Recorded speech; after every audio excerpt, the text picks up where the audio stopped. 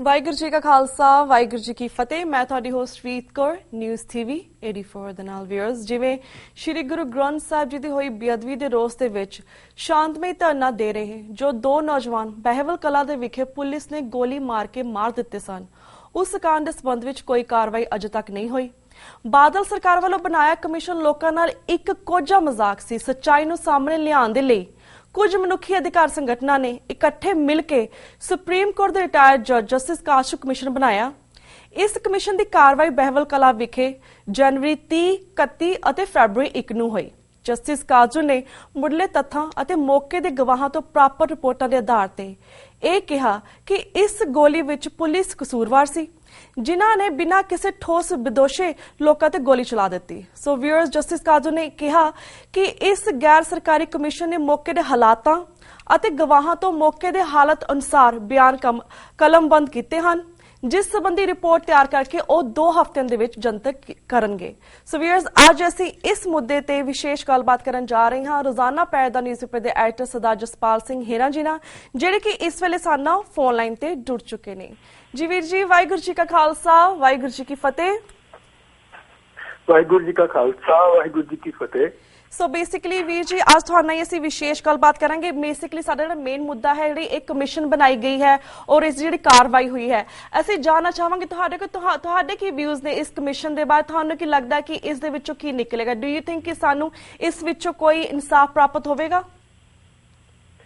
ਦੇਖੋ, ਜਿਸ ਤਰ੍ਹਾਂ ਅਸੀਂ ਸਾਰੇ ਜਾਣਦੇ ਹਾਂ ਕਿ ਜਿਹੜੀਆਂ ਸਮੇਂ ਦੀਆਂ ਸਰਕਾਰਾਂ ਨੇ, ਚਾਹੇ ਉਹ ਪੰਜਾਬ ਦੀ ਸਰਕਾਰ ਆ ਤੇ ਚਾਹੇ ਉਹ ਕੇਂਦਰ ਦੀ ਸਰਕਾਰ ਆ ਜੀ, ਹਮੇਸ਼ਾ ਤੋਂ ਨਿਰੰਤਰ ਉਹ ਸਿੱਖਾਂ ਦੇ ਨਾਲ ਜਿਸ ਤਰ੍ਹਾਂ ਬੇਇਨਸਾਫੀ, ਧੱਕੇਸ਼ਾਹੀ, ਜ਼ੋਰ ਜ਼ਬਰ ਆ ਜਿਹੜਾ ਉਹ ਨਿਰੰਤਰ ਉਹਨਾਂ ਦਾ ਚੱਲ ਰਿਹਾ। ਤੇ ਇਸ ਦੇਸ਼ ਦਾ ਕਾਨੂੰਨ, ਦੇਸ਼ ਦਾ ਸੰਵਿਧਾਨ, ਦੇਸ਼ ਦੇ ਹਾਕਮ ਨੇ ਜਿਹੜੇ ਉਹ ਸਿੱਖਾਂ ਨੂੰ ਹੋਰ ਐਨਕ ਨਾਲ ਤੇ ਬਹੁ ਗਿਣਤੀਆਂ ਨੂੰ ਹੋਰ ਐਨਕ ਨਾਲ ਵੇਖਦੇ ਨੇ। ਇਸ ਕਰਕੇ ਮਤਲਬ ਇਸ ਦੇਸ਼ ਦੇ ਵਿੱਚ ਸਿੱਖਾਂ ਨੂੰ ਇਨਸਾਫ ਦੀ ਉਮੀਦ ਆਸ ਕਰਨੀ, ਮੈਨੂੰ ਲੱਗਦਾ ਕਿ ਉਹ ਬੇਮਤਲਬ ਆ, ਬੇਅਰਥ ਹੈ। ਜਿੱਥੋਂ ਤੱਕ ਗੱਲ ਇਹ ਹੈ ਕਿ ਜਿਹੜਾ ਜਸਟਿਸ ਕਾਟਜੂ ਜਿਹੜੀ ਜਾਂਚ ਕਰ ਰਹੇ ਨੇ, ਉਸ ਵੱਲੋਂ ਜਿਹੜਾ ਉਹਨਾਂ ਨੂੰ ਇਹ ਜ਼ਿੰਮੇਵਾਰੀ ਸੌਂਪੀ ਗਈ ਆ, ਸੋ ਉਹ ਜਿਹੜੀ ਜਾਂਚ ਹੈ ਉਹ ਇਹ ਜ਼ਰੂਰ ਹੈ ਕਿ ਇਹਨਾਂ ਦੇਸ਼ ਦੀਆਂ ਜਿਹੜੀਆਂ ਸਰਕਾਰਾਂ ਨੇ, ਦੇਸ਼ ਦਾ ਜਿਹੜਾ ਕਾਨੂੰਨ ਆ, ਉਹਦੇ ਮੂੰਹ ਤੇ ਇੱਕ ਕਰਾਰੀ ਚਪੇੜ ਜ਼ਰੂਰ ਹੋਊਗੀ। ਕਿਉਂਕਿ ਸੱਚ ਹੈ ਜਿਹੜਾ ਜਦੋਂ ਇੱਕ ਸੁਪਰੀਮ ਕੋਰਟ ਦਾ ਸਾਬਕਾ ਜੱਜ ਉਸ ਸੱਚ ਨੂੰ ਸਾਹਮਣੇ ਲਿਆਊਗਾ, ਜਿਸ ਤਰ੍ਹਾਂ ਉਹਨਾਂ ਨੇ ਮੁੱਢਲੇ ਰੂਪ ਦੇ ਵਿੱਚ ਇਹ ਗੱਲ ਸਾਫ਼ ਕਰ ਦਿੱਤੀ ਗਈ ਹੈ ਕਿ ਇਹ ਜਿਹੜੇ ਗੋਲੀ ਚੱਲੀ ਆ ਇਹ ਜਲਿਆਂਵਾਲੇ ਕਾਂਡ ਵਾਂਗੂ ਉਹਦਾ ਦੂਸਰਾ ਰੂਪ ਆ। ਉਹਨਾਂ ਨੇ ਮਤਲਬ ਜਲਿਆਂਵਾਲੇ ਕਾਂਡ ਦੀ ਇਹਦੇ ਨਾਲ ਤੁਲਨਾ ਕਰਦੀ ਹੈ। ਸੋ ਇਹ ਜਿਹੜਾ ਮਤਲਬ ਜਸਟਿਸ ਕਾਟਜੂ ਨੇ ਜੋ ਕੁਝ ਉੱਥੇ ਜਾ ਕੇ ਮਹਿਸੂਸ ਕੀਤਾ, ਉੱਥੋਂ ਦੇ ਜਿਹੜੇ ਉਹਨਾਂ ਨੇ ਹਾਲਾਤ ਦੇਖੇ, ਜਿਹੜੇ ਪੀੜਤ ਲੋਕ ਸੀ ਉਹਨਾਂ ਦੇ ਬਿਆਨ ਕਲਮਬੰਦ ਕੀਤੇ, ਜਿਹੜੇ ਚਸ਼ਮਦੀਦ ਗਵਾਹ ਸੀ ਉਹਨਾਂ ਦੇ ਬਿਆਨ ਕਲਮਬੰਦ ਕੀਤੇ, ਉਸ ਤੋਂ ਬਾਅਦ ਜਿਹੜਾ ਉਹਨਾਂ ਨੇ ਮਹਿਸੂਸ ਕੀਤਾ ਮੁੱਢਲੇ ਰੂਪ ਦੇ ਵਿੱਚ, ਉਹ ਗੱਲ ਸਾਡੇ ਸਾਹਮਣੇ ਆ ਗਈ ਹੈ ਕਿ ਉਹਨਾਂ ਨੇ ਪੰਜਾਬ ਪੁਲਿਸ ਨੂੰ ਪੂਰੀ ਤਰ੍ਹਾਂ ਦੋਸ਼ੀ ਤੇ ਇਸ ਬਹਿਬਲ ਕਲਾਂ ਕਾਂਡ ਨੂੰ ਜਲਿਆਂਵਾਲੇ ਬਾਗ ਦੇ ਕਾਂਡ ਦੇ ਉਹਨਾਂ ਨੇ ਬਰਾਬਰ ਦੀ ਤੁਲਨਾ ਕੀਤੀ। ਸੋ ਇਹ ਜਦੋਂ ਉਹਨਾਂ ਦੀ ਜਾਂਚ ਰਿਪੋਰਟ ਸਾਹਮਣੇ ਆਊਗੀ, ਸੋ ਇਹ ਇਸ ਸੂਬਾ ਸਰਕਾਰ ਦੇ ਵੀ ਤੇ ਕੇਂਦਰ ਸਰਕਾਰ ਦੇ ਵੀ ਮੂੰਹ ਤੇ ਕਰਾਰੀ ਚਪੇੜ ਹੋਊਗੀ। ਇਸ ਤੋਂ ਇਲਾਵਾ ਇਹਦਾ ਹੋਰ ਬਹੁਤ ਪ੍ਰਭਾਵ ਆ ਜਿਹੜਾ ਉਹ ਕੱਲ ਨੂੰ ਜਦੋਂ ਕਿਤੇ ਹਾਈ ਕੋਰਟ ਦੇ ਵਿੱਚ ਜੇ ਕੇਸ ਜਾਊਗਾ ਜਾਂ ਨਹੀਂ ਜਾਊਗਾ, ਉੱਥੇ ਜਾ ਕੇ ਇਹ ਜਿਹੜੀ ਜਾਂਚ ਆ ਉਹ ਆਪਣਾ ਮਤਲਬ ਪ੍ਰਭਾਵ ਜ਼ਰੂਰ ਦਿਖਾ ਸਕਦੀ ਹੈ।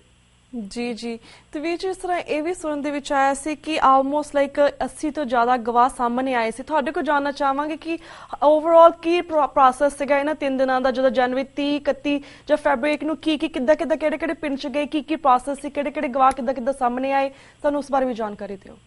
ਦੇਖੋ, ਉਹ ਜਸਟਿਸ ਕਾਟਜੂ ਦਿੱਲੀ ਤੋਂ ਸ਼ਤਾਬਦੀ ਰਾਹੀਂ ਬਠਿੰਡੇ ਆਏ, ਉੱਥੋਂ ਉਹਨਾਂ ਨੂੰ ਮਤਲਬ ਜਿਹੜੇ ਆਗੂ ਸੀਗੇ ਉਹ ਲੈ ਕੇ ਗਏ ਬਹਿਬਲ ਕਲਾਂ, ਜਿੱਥੇ ਇਹ ਗੋਲੀ ਕਾਂਡ ਵਾਪਰਿਆ।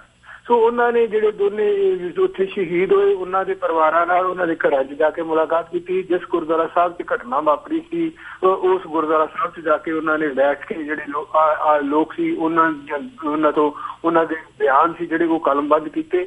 ਜਿੱਥੇ ਉਹਨਾਂ ਨੂੰ ਲੋੜ ਸੀ ਉਹਨਾਂ ਨੇ ਐਫੀਡੇਵਿਟ ਵੀ ਲਏ, ਜਿਹੜਾ ਬਿਆਨ ਕਲਮਬੰਦ ਕਰਕੇ ਸੀ ਕਿ ਉਹ ਕਹਿੰਦੇ ਸੀ ਕਿ ਇਹਦਾ ਐਫੀਡੇਵਿਟ, ਉਹਨਾਂ ਨੇ ਤਕਰੀਬਨ 134 ਦੇ ਕਰੀਬ ਐਫੀਡੇਵਿਟ ਵੀ ਲਏ ਨੇ। ਸੋ ਉਹਨਾਂ ਨੇ ਪੂਰੀ ਤਰ੍ਹਾਂ ਮਤਲਬ ਇੱਕ ਠੋਸ ਆਧਾਰ ਬਣਾ ਕੇ ਉਹਨਾਂ ਨੇ ਆਪਣੀ ਜਾਂਚ ਕੀਤੀ ਹੈ, ਜਿਹੜੀ ਉਹ ਕੱਲ ਨੂੰ ਜਦੋਂ ਜਨਤਕ ਕਰਨਗੇ ਘੱਟੋ ਘੱਟ ਕੋਈ ਉਸ ਜਾਂਚ ਨੂੰ ਇਸ ਗੱਲੋਂ ਨਹੀਂ ਚੈਲੰਜ ਕਰ ਸਕਦਾ ਕਿ ਆਪਣੇ ਵੱਲੋਂ ਕੁਝ ਮਨ ਘੜਤਾ। ਉਹਦੇ ਵਿੱਚ ਉਹ ਪੂਰੀ ਤਰ੍ਹਾਂ ਉਹਨਾਂ ਨੇ ਠੋਸ ਆਧਾਰ ਬਣਾ ਕੇ ਜਾਂਚ ਹੈ ਜਿਹੜੀ ਉਹ ਤਿਆਰ ਕੀਤੀ ਹੈ।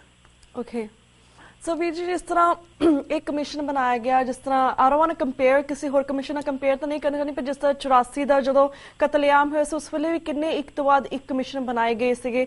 ਤੁਹਾਨੂੰ ਲੱਗਦਾ ਹੈ ਕਿ ਸਾਨੂੰ ਇਸ ਕਮਿਸ਼ਨ ਤੋਂ ਆਸ ਰੱਖਣੀ ਚਾਹੀਦੀ ਕਿ ਸ਼ਾਇਦ ਇਸ ਵਿੱਚ ਕੁਝ ਨਿਕਲ ਜਾਏ? ਆਈ ਨੋ ਕਿ ਤੁਸੀਂ ਕਿਹਾ ਕਿ ਇਹਨਾਂ ਨੇ ਸਾਰਾ ਕੁਝ ਕਮਲਬੰਦ ਕਰ ਦਿੱਤਾ ਹੈ, ਬਟ ਆਲਮੋਸਟ ਇਹਨਾਂ ਨੇ ਸ਼ਾਇਦ ਇਹ ਕੇਸ ਹਾਈ ਕੋਰਟ ਤੱਕ ਲੈ ਕੇ ਜਾਣ। ਤੁਹਾਨੂੰ ਲੱਗਦਾ ਕਿ ਸਾਨੂੰ ਇਹਨਾਂ ਚੀਜ਼ਾਂ ਤੇ ਆਸ ਕਰਨੀ ਚਾਹੀਦੀ ਹੈ ਔਰ ਸਾਨੂੰ ਆਪਣੇ ਬਲਬੂਤੇ ਤੇ ਵੀ ਕੁਝ ਇਸ ਪ੍ਰੋਸੈਸ ਦੇ ਉੱਪਰ ਕੁਝ ਕਰਨਾ ਚਾਹੀਦਾ ਹੈ? ਦੇਖੋ, ਇੱਕ ਤਾਂ ਇਹ ਹੈ ਕਿ ਇਹ ਕੋਈ ਸੰਵਿਧਾਨਕ ਕਮਿਸ਼ਨ ਨਹੀਂ ਹੈਗਾ, ਕਿ ਇਹਦੀ ਕੋਈ ਕਾਨੂੰਨੀ ਮਾਨਤਾ ਤਾਂ ਹੈ ਨਹੀਂ ਜੀ, ਠੀਕ ਹੈ। ਇਹ ਤਾਂ ਜਿਹੜੀ ਮੈਂ ਗੱਲ ਕੀਤੀ ਕਿ ਇਹਦੇ ਨਾਲ ਇੱਕ ਸੱਚ ਆ ਜਿਹੜਾ ਉਹ ਦੁਨੀਆ ਦੇ ਸਾਹਮਣੇ ਆਉਣਾ ਕਿ ਇਸ ਦੇਸ਼ ਦੀ ਧਰਤੀ ਤੇ ਸਿੱਖਾਂ ਦੇ ਨਾਲ ਕੀ ਹੋ ਰਿਹਾ, ਕਿਉਂ ਹੋ ਰਿਹਾ ਤੇ ਕਿਵੇਂ ਹੋ ਰਿਹਾ। ਇਹ ਸੱਚ ਆ ਜਿਹੜਾ ਇਹ ਦੁਨੀਆ ਸਾਹਮਣੇ ਜਾਊਗਾ ਇਸ ਜਾਂਚ ਦੇ ਨਾਲ। ਸੰਵਿਧਾਨਕ ਰੂਪ ਦੇ ਵਿੱਚ ਇਸ ਜਾਂਚ ਦੀ ਕੋਈ ਬਹੁਤੀ ਨਾ ਵੈਲਿਊ ਪੈਣੀ। ਜਿਹੜੀ ਮੈਂ ਗੱਲ ਕੀਤੀ ਹੈ ਕਿ ਹਾਈ ਕੋਰਟ ਜਦੋਂ ਕੇਸ ਜਾਊਗਾ ਉਦੋਂ ਇਸ ਜਾਂਚ ਦਾ ਜਿਹੜਾ ਪ੍ਰਭਾਵ ਆ ਉਹ ਜ਼ਰੂਰ ਇਸ ਕੇਸ ਤੇ ਰਹੂਗਾ। ਸੰਵਿਧਾਨਕ ਰੂਪ ਦੇ ਵਿੱਚ ਇਹਦੀ ਕੋਈ ਕਾਨੂੰਨੀ ਮਾਨਤਾ ਨਹੀਂ ਹੈ, ਸਿਰਫ ਤੇ ਸਿਰਫ ਇੱਕ ਸੱਚ ਆ ਜਿਹੜਾ ਅਸੀਂ ਦੁਨੀਆ ਦੇ ਸਾਹਮਣੇ ਜਿਹੜਾ ਲੈ ਕੇ ਜਾਣਾ। ਉਹਦੇ ਤੇ ਇੱਕ ਸੁਪਰੀਮ ਕੋਰਟ ਦੇ ਸਾਬਕਾ ਜੱਜ ਨੇ ਆਪਣੀ ਮੋਹਰ ਲਾਉਣੀ ਆ ਕਿ ਸਿੱਖਾਂ ਦੇ ਨਾਲ ਇਸ ਦੇਸ਼ ਦੇ ਵਿੱਚ ਕੋਈ ਵੀ ਇਨਸਾਫ ਆ ਜਿਹੜਾ ਉਹ ਨਹੀਂ ਹੋ ਰਿਹਾ। ਓਕੇ ਵੀਰ ਜੀ, ਥੈਂਕ ਯੂ ਸੋ ਮਚ ਕਿ ਤੁਸੀਂ ਇਸ ਮੁੱਦੇ ਦੇ ਉੱਪਰ ਜਿਹੜੀ ਜਾਣਕਾਰੀ ਪੂਰੀ ਜਿਹੜੀ ਤੁਹਾਡੇ ਕੋਲ ਸੀਗੀ ਸਾਡੇ ਦਰਸ਼ਕਾਂ ਨਾਲ ਸਾਂਝੀ ਕੀਤੀ। ਆਪਣੇ ਦਰਸ਼ਕਾਂ ਨੂੰ ਦੱਸਣਾ ਚਾਹੁੰਦੇ ਕਿ ਵੈਸੇ ਵੀ ਜਸਟਿਸ ਕਾਚ ਜਿਹੜੇ ਆ ਉਹ ਜਿਹੜੀ ਕੈਨੇਡਾ ਦੇ ਵਿੱਚ ਵਰਲਡ ਸਿੱਖ ਕਨਵੈਨਸ਼ਨ ਹੋ ਰਹੀ ਜਾ ਰਹੀ ਆ ਉਸ ਦੇ ਮੇਨ ਮਹਿਮਾਨ ਨੇ। ਸੋ ਆਮ ਪ੍ਰੀਟੀ ਸ਼ੋਰ ਜਿਹੜੀ ਪੰਥਕ ਜਥੇਬੰਦੀਆਂ ਇਸ ਚੀਜ਼ ਦੇ ਵਿੱਚ ਇਨਵੋਲਵ ਨੇ ਉਹ ਇਸ ਬਾਰੇ ਹੋਰ ਵੀ ਉਹਨਾਂ ਕੋਲ ਜਾਣਕਾਰੀ ਲੈਣਗੇ। ਸੋ ਵੀਰ ਜੀ ਥੈਂਕ ਯੂ ਸੋ ਮਚ। ਸੋ ਵੀਰ ਜੀ ਹੁਣ ਅਸੀਂ ਨੈਕਸਟ ਕੁਐਸਚਨ ਦੇ ਉੱਪਰ ਜਾਣਨੇ ਕਿਉਂਕਿ ਕਾਫੀ ਸਾਰੇ ਪੰਜਾਬ ਦੇ ਵਿੱਚ ਉਸ ਲਈ ਡਿਫਰੈਂਟ ਸਿਚੁਏਸ਼ਨ ਚੱਲ ਰਹੀ ਹੈ, ਉਸ ਦੇ ਉੱਪਰ ਵੀ ਤੁਹਾਡੇ ਸੇ ਵਿਊਅਰਸ ਲਵਾਂਗੇ। ਪਰ ਜਿਸ ਤਰ੍ਹਾਂ ਵੀਰ ਜੀ ਹੁਣ ਜਿੱਦਾਂ ਰੇਤਾ ਹੋਇਆ, ਬਜਰੀ, ਟਰਾਂਸਪੋਰਟ, ਨਸ਼ੇ, ਕੇਬਲ ਮਾਫੀਆ, ਲੈਂਡ ਮਾਫੀਆ, ਜ਼ਮੀਨਾਂ ਤੋਂ ਕਬਜ਼ੇ ਕਰਨ ਤੋਂ ਬਾਅਦ ਜਿਹੜਾ ਬਾਦਲ ਪਰਿਵਾਰ ਹੈ ਇਹਨਾਂ ਢਿੱਡ ਨਹੀਂ ਭਰਿਆ। ਪਰ ਜਿਸ ਤਰ੍ਹਾਂ ਹੁਣ ਇਹ ਇਤਿਹਾਸਿਕ ਖਾਲਸਾ ਕਾਲਜ ਅੰਮ੍ਰਿਤਸਰ ਵਿਖੇ ਵੀ ਕਬਜ਼ਾ ਕਰਨ ਜਾ ਰਹੇ ਨੇ, ਜੋ ਸੁਣਨ ਦੇ ਵਿੱਚ ਆਇਆ ਕਿ ਖਾਲਸਾ ਕਾਲਜ ਨੂੰ ਯੂਨੀਵਰਸਿਟੀ ਬਣਾਉਣ ਦੇ ਬਹਾਨੇ ਅੰਮ੍ਰਿਤਸਰ ਤੇ ਕਬਜ਼ੇ ਦੀ ਸਾਜ਼ਿਸ਼ ਚੱਲ ਰਹੀ ਹੈ। ਤੁਸੀਂ ਇਸ ਸਭ ਨੂੰ ਕਿਵੇਂ ਵੇਖਦੇ ਹੋ? ਦੇਖੋ, ਇਹ ਜਿਹੜੀ ਸਮੱਸਿਆ ਹੈਗੀ ਆ ਇਹ ਸਾਡੇ ਸਾਹਮਣੇ ਹੀ ਆ ਕਿ ਜਿਹੜਾ ਕੁਝ ਹੁਣ ਤੱਕ ਪੰਜਾਬ ਦੀ ਧਰਤੀ ਤੇ ਹੋ ਰਿਹਾ ਕਿ ਜਿਹੜੇ ਜਿਸ ਤਰ੍ਹਾਂ ਦਾ ਵੀ ਚਾਹੇ ਕੋਈ ਵੀ ਮਾਫੀਆ ਮਤਲਬ ਇੱਕ ਮਾਫੀਆ ਨਹੀਂ, ਅਸੀਂ ਇਸ ਧਰਤੀ ਤੇ ਪੰਜਾਬ ਦੀ ਧਰਤੀ ਤੇ ਜਿਵੇਂ ਤੁਸੀਂ ਗੱਲ ਕੀਤੀ ਹੈ ਕਿ ਭੂਮੀ ਮਾਫੀਆ ਵਾ, ਨਸ਼ਾ ਮਾਫੀਆ ਵਾ, ਰੇਤ ਮਾਫੀਆ, ਮਤਲਬ ਉਹਨਾਂ ਦੀ ਗਿਣਤੀ ਨਹੀਂ ਹੈ। ਇਸ ਵੇਲੇ ਹਰ ਖੇਤਰ ਦੇ ਵਿੱਚ ਮਾਫੀਆ ਦਾ ਕਬਜ਼ਾ ਹੈ। ਆਮ ਲੋਕ ਇਹ ਪੰਜਾਬ ਦੀ ਧਰਤੀ ਤੇ ਅੱਜ ਦੁਖੀ ਨੇ ਤੇ ਉਹਦੇ ਪਿੱਛੇ ਕਾਰਨ ਵੀ ਇਹ ਹੈ ਕਿ ਹਰ ਖੇਤਰ ਦੇ ਵਿੱਚ, ਹਰ ਵਪਾਰ ਦੇ ਵਿੱਚ, ਹਰ ਧੰਦੇ ਦੇ ਵਿੱਚ ਇਹ ਜਿਹੜਾ ਮਾਫੀਆ ਵਾ ਉਹਦਾ ਪੂਰੀ ਤਰ੍ਹਾਂ ਕੰਟਰੋਲ ਆ। ਔਰ ਮਾਫੀਆ ਦਾ ਜਿਹੜਾ ਕੰਟਰੋਲ ਆ ਉਹਦੇ 'ਚ ਜਿਹੜੀ ਟਿੱਕੜੀ ਆ, ਜਿਹੜੇ ਭ੍ਰਿਸ਼ਟ ਸੱਤਾਧਾਰੀ ਲੋਕ ਨੇ, ਆਗੂ ਨੇ ਤੇ ਭ੍ਰਿਸ਼ਟ ਅਫਸਰਸ਼ਾਹੀ ਆ ਤੇ ਨਾਲ ਇਹ ਮਾਫੀਆ ਜਿਹੜੇ ਇਹਨਾਂ ਦੀ ਟਿੱਕੜੀ ਨੇ ਪੂਰੀ ਤਰ੍ਹਾਂ ਪੰਜਾਬ ਨੂੰ ਆਪਣੇ ਮਤਲਬ ਉਹ ਜਿਹੜੀ ਜ਼ੁਲਮ ਦੀ ਅਸੀਂ ਕਹਿ ਸਕਦੇ ਹਾਂ ਕਿ ਉਹਦੇ ਵਿੱਚ ਇਹਨਾਂ ਨੇ ਮੁੱਠੀ ਦੇ ਵਿੱਚ ਬੀਚਿਆ ਹੋਇਆ। ਤੇ ਪੰਜਾਬ ਅੱਜ ਇਸੇ ਕਾਰਨ ਚੀਕਾ ਮਾਰ ਰਿਹਾ ਕਿ ਕਿਸੇ ਪਾਸੇ ਵੀ ਮਤਲਬ ਪੰਜਾਬ ਦੇ ਵਿੱਚ ਕੋਈ ਇਸ ਤਰ੍ਹਾਂ ਦਾ ਕੋਈ ਵੀ ਖੇਤਰ ਦਿਖਾਈ ਨਹੀਂ ਦਿੱਤਾ ਕਿ ਜਿੱਥੇ ਕੋਈ ਵਿਅਕਤੀ ਆ ਜਿਹੜੀ ਉਹਦੀ ਆਜ਼ਾਦੀ ਆ ਉਹਦੇ ਅਨੁਸਾਰ ਉਹ ਆਪਣਾ ਕੰਮ ਕਰ ਸਕੇ, ਉਹਦੇ ਅਨੁਸਾਰ ਉਹ ਬੋਲ ਸਕੇ, ਉਹਦੇ ਅਨੁਸਾਰ ਉਹ ਲਿਖ ਸਕੇ। ਮਤਲਬ ਜਿਸੇ ਅਸੀਂ ਵਾਰ-ਵਾਰ ਜਿਹੜੀ ਗੱਲ ਕੀਤੀ ਹੈ ਕਿ ਪੰਜਾਬ 'ਚ ਅੱਜ ਪੂਰੀ ਤਰ੍ਹਾਂ ਅਨਐਲਾਨੀ ਐਮਰਜੈਂਸੀ ਆ। ਉਸ ਐਮਰਜੈਂਸੀ ਦੇ ਜੇ ਕਦੇ ਉਹ ਸੰਜੇ ਗਾਂਧੀ ਹੋਰੀ ਤੇ ਬਾਂਸੀ ਲਾਲ ਵਰਗੇ ਸੀਗੇ ਜਿਹੜੇ ਉਹ ਆਗੂ ਸੀ, ਪਰ ਅੱਜ ਇਹ ਪੰਜਾਬ ਦੇ ਵਿੱਚ ਜਿਹੜੀ ਟਿੱਕੜੀ ਆ ਉਹਦੇ ਵਿੱਚ ਬਾਦਲ ਪਰਿਵਾਰ ਆ ਜਿਹੜਾ ਉਹਦੀ ਮਤਲਬ ਪੂਰੀ ਤਰ੍ਹਾਂ ਅਗਵਾਈ ਕਰ ਰਿਹਾ। ਤੇ ਅੱਜ ਇਸੇ ਕਾਰਨ ਪੰਜਾਬ 'ਚ ਇਹ ਹਾਹਾਕਾਰ ਆ ਜਿਹੜੀ ਉਹ ਮੱਚੀ ਹੋਈ ਆ। ਜੀ ਪਰਵੀਰ ਜੀ, ਜਿਸ ਤਰ੍ਹਾਂ ਖਾਲਸਾ ਕਾਲਜ ਹੈ ਇਸ ਨੂੰ ਬਾਦਲ ਪਰਿਵਾਰ ਦੇ ਕੋਲੋਂ ਕਿਵੇਂ ਬਚਾਇਆ ਜਾ ਸਕਦਾ ਤੁਹਾਡੇ ਖਿਆਲ ਦੇ ਨਾਲ?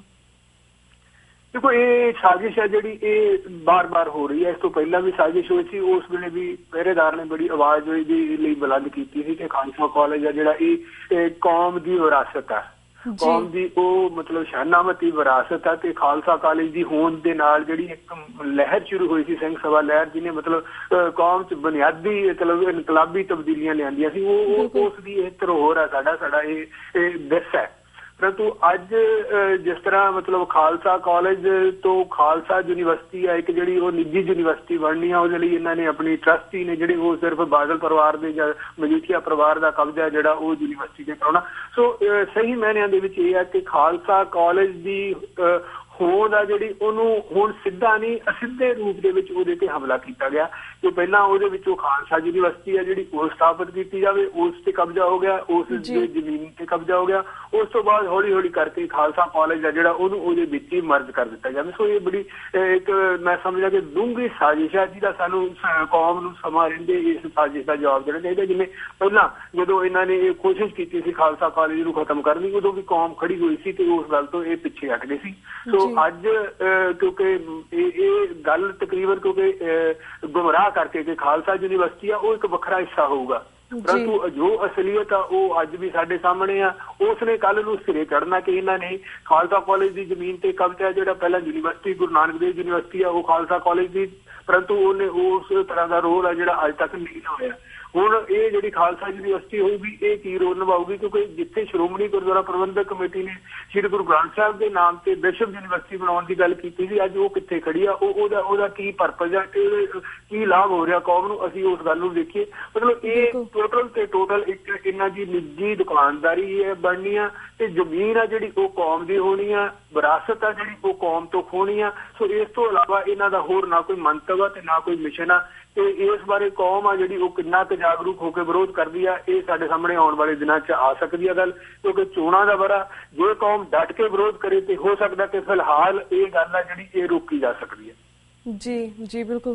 ਤੇ ਵੀਰ ਜੀ, ਜਿਸ ਤਰ੍ਹਾਂ 2017 ਦੀਆਂ ਚੋਣਾਂ ਆਉਣ ਵਾਲੀਆਂ ਨੇ, ਇਸ ਸੰਬੰਧੀ ਜਦੋਂ ਮਾਘੀ ਵਾਲੇ ਦਿਨ ਵੀ ਜਦੋਂ ਉੱਥੇ ਮੇਲਾ ਲੱਗਿਆ ਸੀਗਾ, ਉਸ ਦੇ ਮੁਕਤਸਰ ਵਿਖੇ ਕਿਸ ਤਰ੍ਹਾਂ ਜਿਹੜੀਆਂ ਵੱਖ-ਵੱਖ ਪਾਰਟੀਆਂ ਸੀਗੀਆਂ, ਚਾਹੇ ਉਹ ਬੀਜੇਪੀ ਹੋਵੇ, ਆਮ ਆਦਮੀ ਪਾਰਟੀ ਹੋਵੇ, ਜਾਂ ਬਾਦਲਾਂ ਦੀ ਅਕਾਲੀ ਦਲ ਹੋਵੇ, ਜਾਂ ਫਿਰ ਕਾਂਗਰਸ ਹੋਵੇ, ਇਹਨਾਂ ਸਾਰਿਆਂ ਨੇ ਮਿਲ ਕੇ ਬਹੁਤ ਜਿਹੜੇ ਫਾਰਮਰ ਸੀਗੇ ਜਿਹੜੇ ਉਹਨੇ ਸੁਸਾਈਡ ਹੋ ਰਹੀ ਹੈ ਉਹਨਾਂ ਦੇ ਉੱਪਰ ਬਹੁਤ ਸਾਰੇ ਡਿਫਰੈਂਟ ਭਾਸ਼ਣ ਦਿੱਤੇ। ਪਰ ਜਿਸ ਤਰ੍ਹਾਂ ਫਾਰਮਸ ਜਿਹੜੀ ਸੁਸਾਈਡ ਉਹ ਹਜੇ ਵੀ ਕੰਟੀਨਿਊ ਹੋ ਰਹੀ, ਕੀ ਅਸੀਂ ਵੇਟ ਕਰੀਏ ਕਿ ਇਹਨਾਂ ਦੇ ਵਿੱਚੋਂ ਕੋਈ ਪਾਰਟੀਆਂ ਸਾਹਮਣੇ ਆਉਣ ਜਿਹੜੇ ਆਪਣੇ ਭਾਸ਼ਣ ਦਿੱਤੇ ਨੇ ਉਹਨਾਂ ਨੂੰ ਉਤਰੇ, ਜਾਂ ਫਿਰ ਅਸੀਂ ਆਪਣੇ ਲੈਵਲ ਤੇ ਕੁਝ ਇਹਨਾਂ ਦੀ ਹੈਲਪ ਕਰ ਸਕਦੇ ਹਾਂ ਫਾਰਮਰਸ ਦੀ, ਜਾਂ ਫਿਰ ਤੁਸੀਂ ਇਸ ਸਭ ਨੂੰ ਕਿਵੇਂ ਵੇਖਦੇ ਹੋ? ਸਾਨੂੰ ਇਸ ਬਾਰੇ ਜਾਣਕਾਰੀ ਦਿਓ ਕਿ ਵਾਟ ਇਜ਼ ਗੋਇੰਗ ਪੰਜਾਬ ਵਿੱਚ ਇਸ ਵੇਲੇ ਫਾਰਮਰਸ ਦਾ ਕੀ ਹੋ ਰਿਹਾ ਵਾ।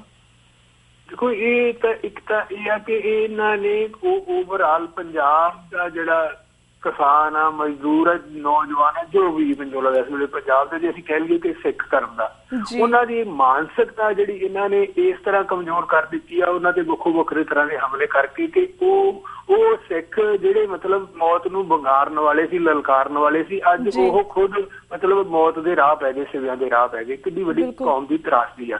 ਅਗਲੀ ਗੱਲ ਇਹ ਹੈ ਕਿ ਖੁਦਕੁਸ਼ੀਆਂ ਬਾਰੇ ਸਾਰੀਆਂ ਪਾਰਟੀਆਂ ਨੇ ਜਿਹੜੀਆਂ ਉਹ ਬਿਆਨਬਾਜ਼ੀ ਕਰ ਰਹੀਆਂ ਨੇ। ਰੋਜ਼ਾਨਾ 2 ਖੁਦਕੁਸ਼ੀਆਂ ਨੇ ਜਿਹੜੀਆਂ ਉਹ ਨਿਰੰਤਰ ਲਗਾਤਾਰ ਹੋ ਰਹੀਆਂ, ਉਹਨਾਂ ਦੇ ਵਿੱਚ ਕੋਈ ਕਮੀ ਨਹੀਂ ਆ ਰਹੀ, ਖਾਸ ਕਰਕੇ ਮਾਲਵਾ ਬੈਲਟ ਦੇ ਵਿੱਚ, ਜਿੱਥੇ ਆਮ ਆਦਮੀ ਪਾਰਟੀ ਦਾ ਵੀ ਜ਼ੋਰ ਆ, ਜਿੱਥੇ ਕਾਂਗਰਸ ਦਾ ਵੀ ਜ਼ੋਰ ਆ, ਤੇ ਜਿੱਥੇ ਅਕਾਲੀ ਬਾਦਲ ਦਲ ਵਾਲੇ ਆ ਇਹ ਵੀ ਸਮਝਦੇ ਆ ਕਿ ਸਾਡਾ ਇਸ ਖੇਤਰ ਦੇ ਵਿੱਚ ਵੱਧ ਪ੍ਰਭਾਵ ਆ।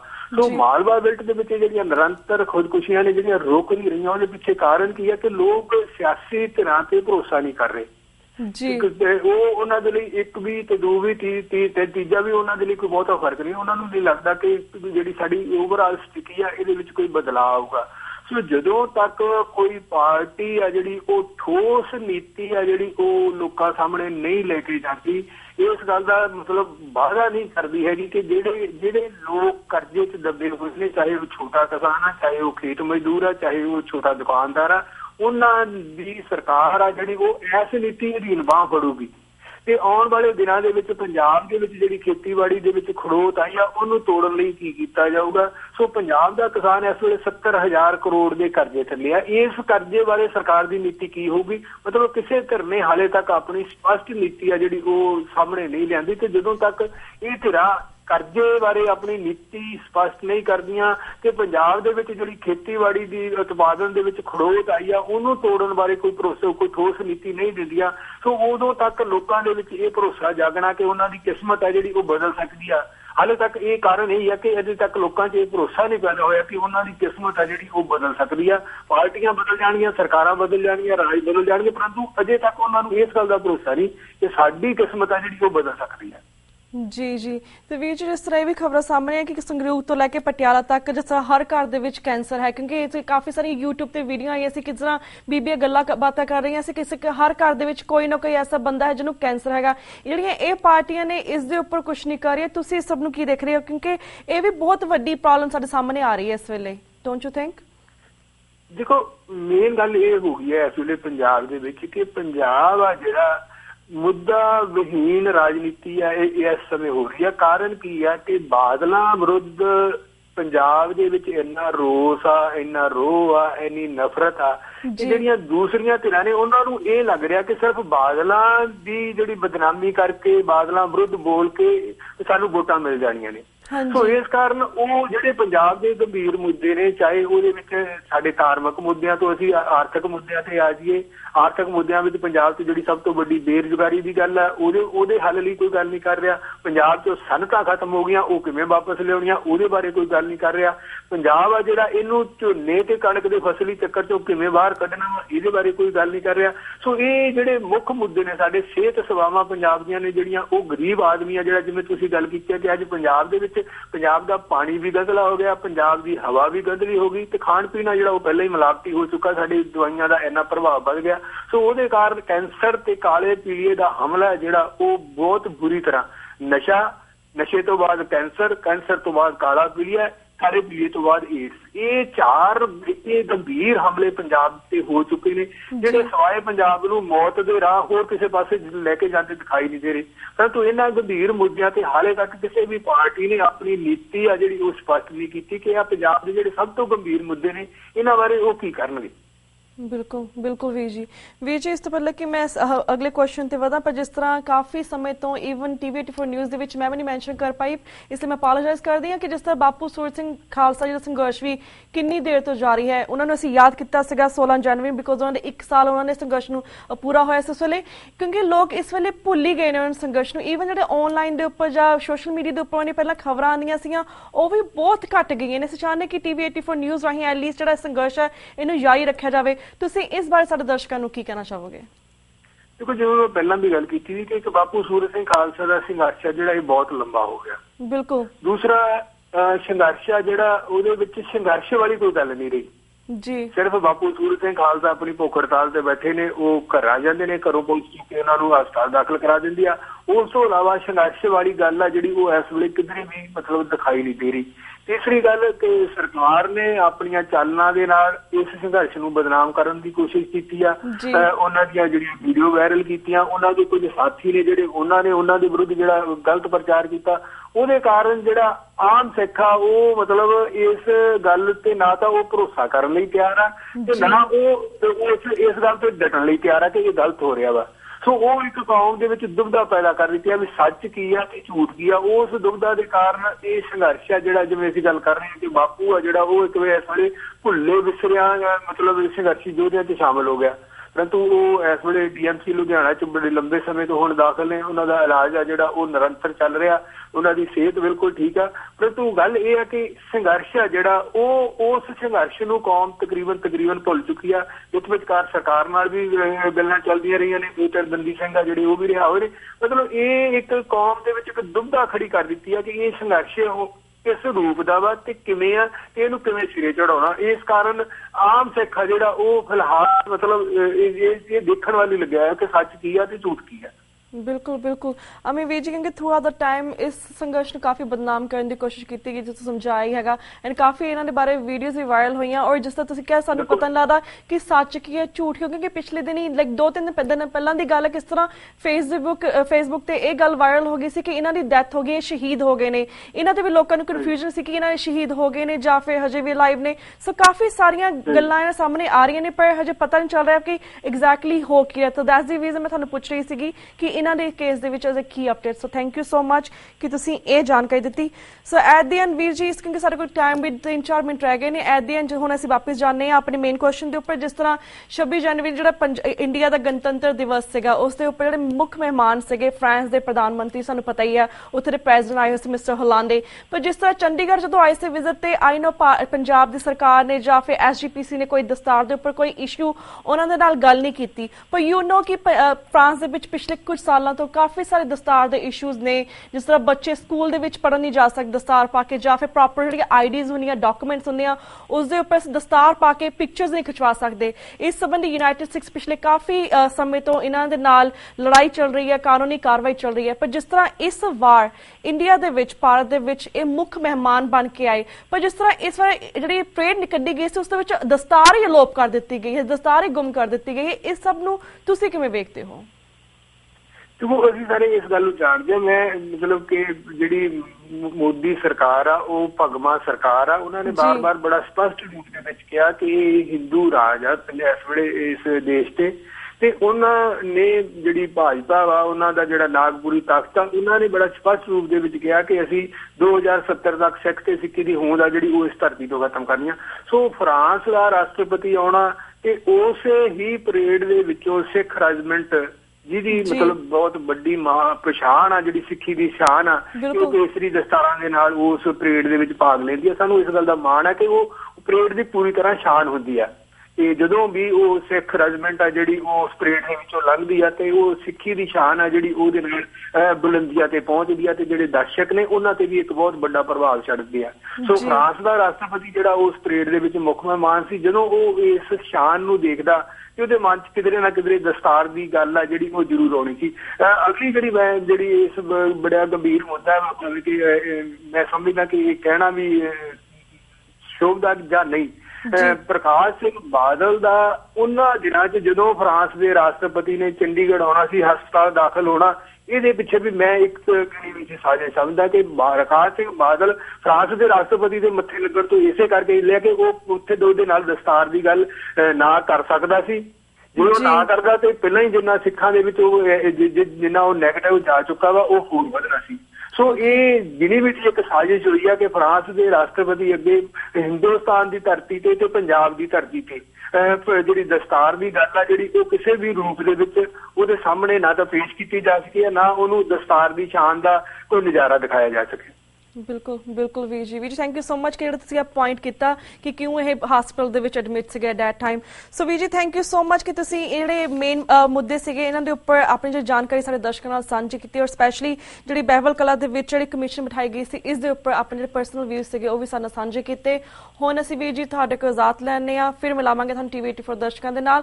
ਹੁਣ ਇੱਥੇ ਇਜਾਜ਼ਤ ਲੈਣੇ ਆ। ਵਾਹਿਗੁਰੂ ਜੀ ਕਾ ਖਾਲਸਾ, ਵਾਹਿਗੁਰੂ ਜੀ ਕੀ ਫਤਿਹ। ਵਿਊਅਰਸ, ਇਸ ਦੇ ਨਾਲ ਅਸੀਂ ਤੁਹਾਡੇ ਕੋਲ ਇਜਾਜ਼ਤ ਲੈਣੇ ਆ। ਕੱਲ ਨੂੰ ਮਿਲਾਂਗੇ ਸੇਮ ਟਾਈਮ ਸੇਮ ਸ਼ੋ ਤੇ ਤਦ ਤੱਕ ਲਈ ਵਾਹਿਗੁਰੂ ਜੀ ਕਾ ਖਾਲਸਾ, ਵਾਹਿਗੁਰੂ ਜੀ ਕੀ ਫਤਿਹ।